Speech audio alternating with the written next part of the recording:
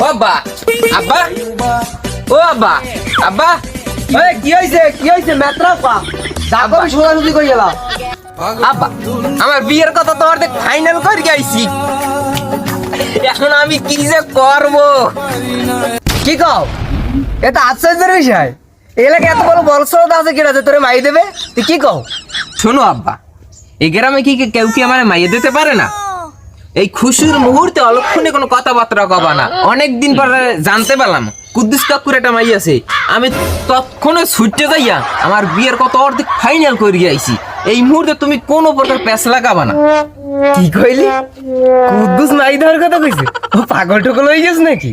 ও জানে তোর ব্যাপারে?